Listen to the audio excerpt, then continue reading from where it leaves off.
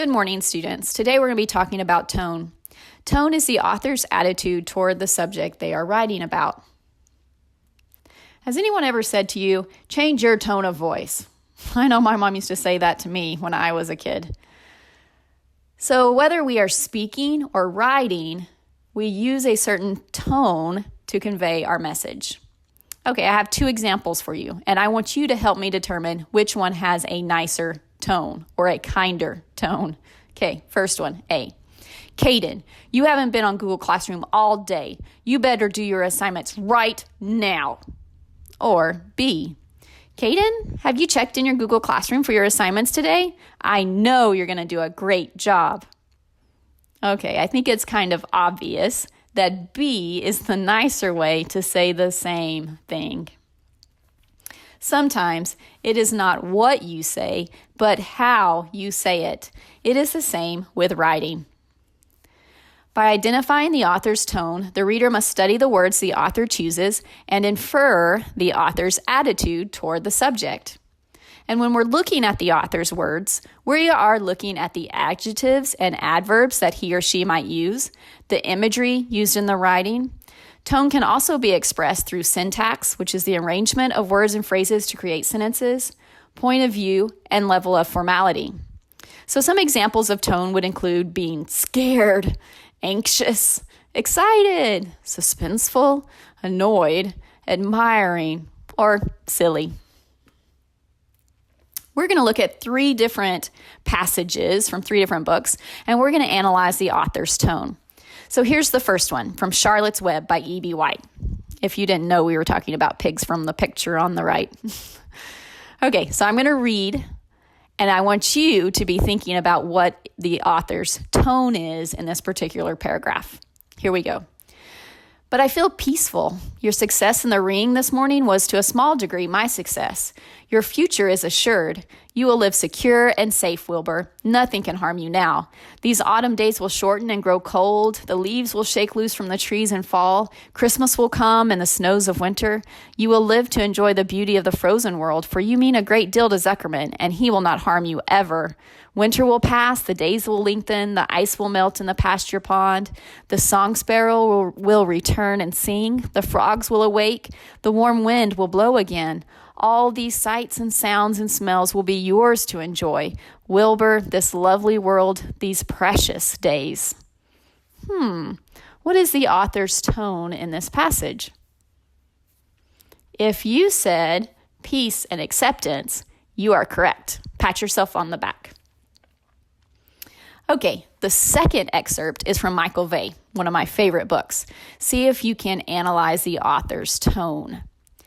Jack grabbed me by the hair and pulled my head around. You're going to be wishing you kept your mouth shut. He smacked me again on the nose, which sent a shock of pain through my body.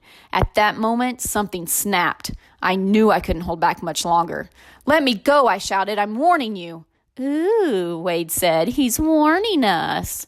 Yeah, what you gonna do, Mitchell said. Cry on us? What is the author's tone in this particular few paragraphs? If you said suspenseful, you are correct. Our last excerpt is from Freak the Mighty by Rodman Philbrick.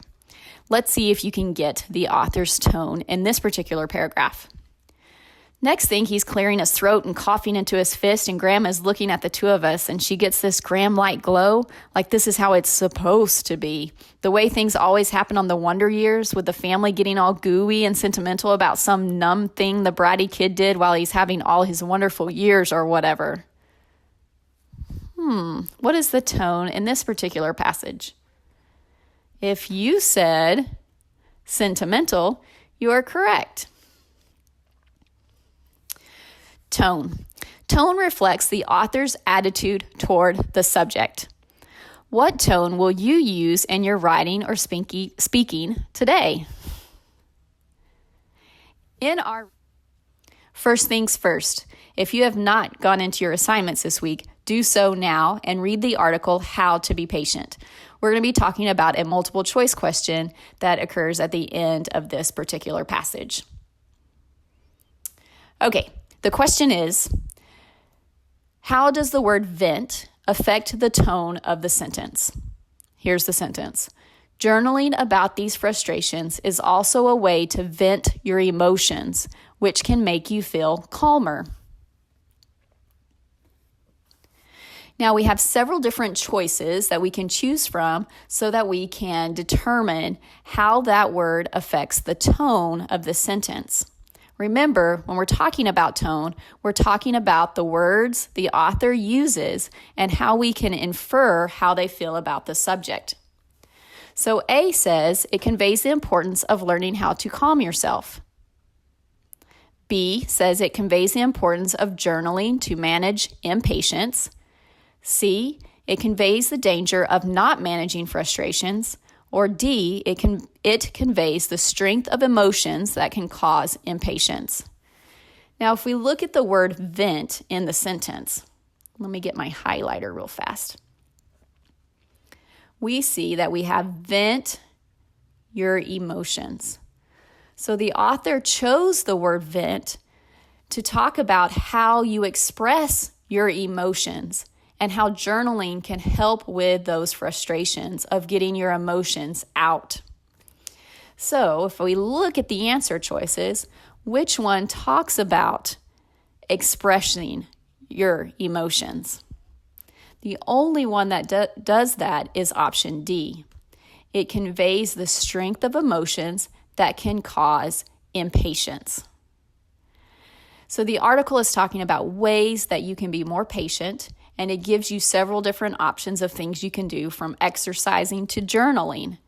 And when we look at vent and how vent affects the tone of the sentence, we see that it's talking about the strength of our emotions and how that can cause impatience. Great job today, guys.